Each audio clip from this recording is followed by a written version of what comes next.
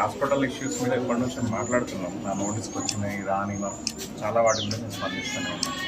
రీసెంట్గా Hyderabad hospital issue కానీ జమ్మికుంటలో కూడా కంప్లైంట్స్ వస్తున్నాయి. సార్ మీరు ఒకసారి మాట్లాడితే బాగుంటుంది, మీరు వచ్చి విజిట్ చేస్తే బాగుంటుంది అందరూ చెప్పడం వల్ల ఈరోజు నేను హాస్పిటల్కి చూసినాను. ప్రెమిసెస్ అంటే పరిసరాలు ఎంత సౌకర్యంగా ఉన్నా కూడా కనీస వసతులు అయితే కొన్ని మిస్ అవుతుంది.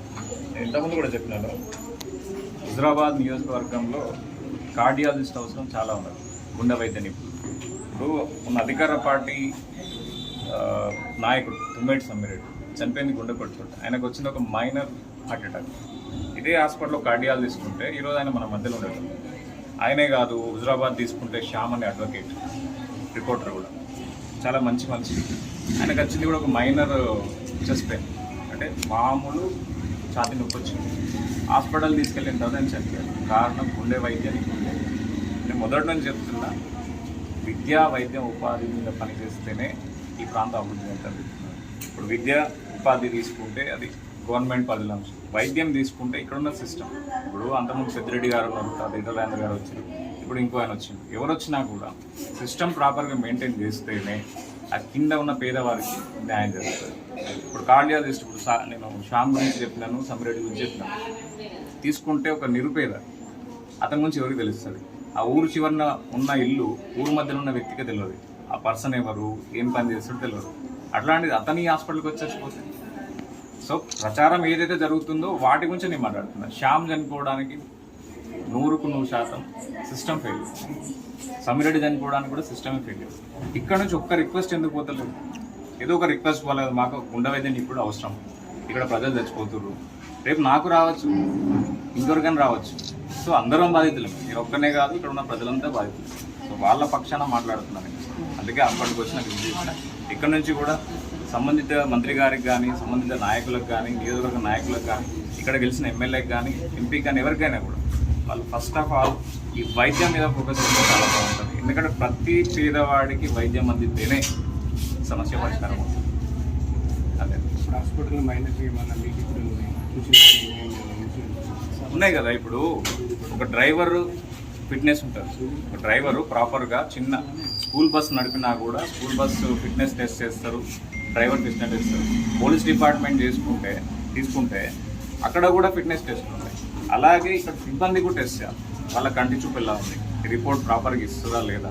ఎందుకంటే అక్యురేట్ ఉంటుంది. ఒక బ్లడ్ రిపోర్టు 10 నిమిషాలు ఇచ్చేది ఉంటుంది, 1 అవర్కి ఇచ్చేది ఉంటుంది, నెలకు వచ్చేది ఉంటుంది. తీసుకుంటే ఇప్పుడు ఒక రిపోర్ట్ ఇది మీకు చూపిస్తున్నా. రిపోర్ట్ చూస్తే ఇన్ డీటెయిల్, అంటే అసంబద్ధంగా అసంపూర్తిగా ఉంటుంది, ఎక్కడ కూడా పూర్తిగా లేదు. ఇప్పుడు ఇది చూసుకుంటే ఇప్పుడు ఒక డెలివరీ అమ్మాయి, సపోజ్ డెలివరీ అమ్మాయి తీసుకుంటాం, ఆమెకు థైరాయిడ్ ఉంది, లేదా బీపీ ఉంది, షుగర్ ఉంది, ఏదో ఉంది. అక్కడ నొప్పులు వస్తూ ఉంటే నీకు రిపోర్ట్ 2 రోజులకు వస్తే అమ్మాయి క్షేమంగా ఉంటుంది? ఉండదు కదా. సో ఈ టెస్టులు కూడా జరగాలి. మెడికల్ డిపార్ట్మెంట్లో పనిచేసే ప్రతి ఒక్కరు కూడా ఫిట్నెస్ టెస్ట్ ఉండాలి. వాళ్ళు సరిగ్గా వినగలుగుతుందా, ప్రాబ్లం అర్థం చేసుకుంటారా లేదా, సరిగ్గా రిపోర్ట్ చూడగలుగుతారా లేదా, ప్రతిదీ చూడాలి. చూసినప్పుడే జరుగుతుంది ఏదైనా. గతం మీరు హైదరాబాద్లో కూడా ఇలాగే ప్రశ్నించినప్పుడు మీ మీద ఆరోపణలు వచ్చినాయి కదా? ఏం ఆరోపణలు వచ్చినాయి? ఇప్పుడు ఒక విషయం చెప్తా. ఒక అమ్మాయి రాత్రి 7:30-8 గంటల ప్రాంతంలో ఏదో పురుటి నొప్పులతోటి హాస్పిటల్కి పోయింది. సరే అక్కడ ఏం జరిగిందో లేదు, సహాయం అడిగింది, మేము చేసినాం. అది చేసిన తర్వాత అర్థం చేసుకుంటాడు, వాడికి నచ్చిన ఇట్లా అర్థం చేసుకుంటాడు. నేను చేసింది ఏంటి? సహాయం. అమ్మాయి చక్కటి బిడ్డకు జన్మనిచ్చింది, హ్యాపీ ఇంటికి వచ్చింది. ఇప్పుడు సబ్బని వెంకటకు పేరు వచ్చిందా లేదా పక్కన పెడతాం. ఒకవేళ ఆ అమ్మాయికి మార్గ మధ్యలో ఏమైనా జరిగితే హుజురాబాద్ పేరు ఏమైంది? నాకు వచ్చింది ఇంచు మందం, తేడా జరిగితే కిలోమీటర్ డ్యామేజ్ జరుగుతుంది హుజురాబాద్.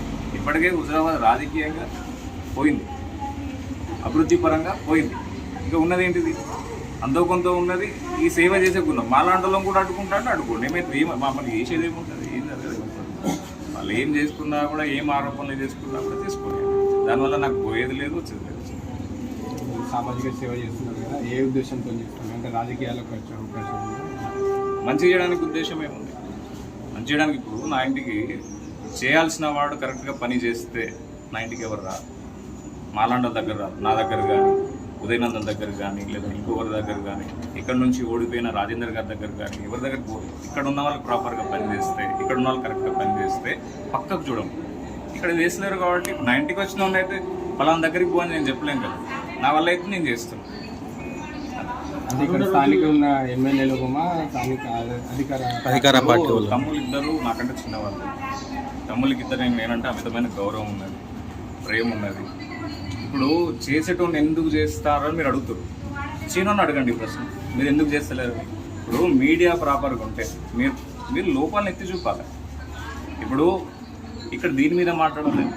ఇప్పుడు సీఎంఆర్ఎఫ్ చెక్కుల కోసం మీరు అడిగినట్టు సీఎంఆర్ఎఫ్ చెక్కుల కోసము యుద్ధం చేసుకుంటారు. అవసరం లేదు. అది ఇవ్వడానికి కాదు కదా నేను ఎమ్మెల్యేని చేసింది, అది ఇవ్వడానికి కాదు కదా నేను ఎంపీని చేసింది, మినిస్టర్ని చేసింది. ఒక గ్రామ కార్యదర్శి కూడా ఇవ్వగలుగుతాడు వాడు. దానికి ఎమ్మెల్యే స్టిక్కర్ అక్కర్లేదు, ఎంపీ స్టిక్కర్ అక్కర్లేదు. గ్రామ కార్యదర్శి నువ్వు ఏం చేయాలి? అసెంబ్లీలో పోయి మాట్లాడుతున్నాడు. హరీష్ రావు ఉన్నాడు. హరీష్ రావు తెలంగాణ ఉద్యమం జరుగుతున్నప్పుడు YS Rajasekhara Reddy minister, chief minister ఉన్నాడు. ఆయన దగ్గర పోయి పనులు చేయించుకోలేదా?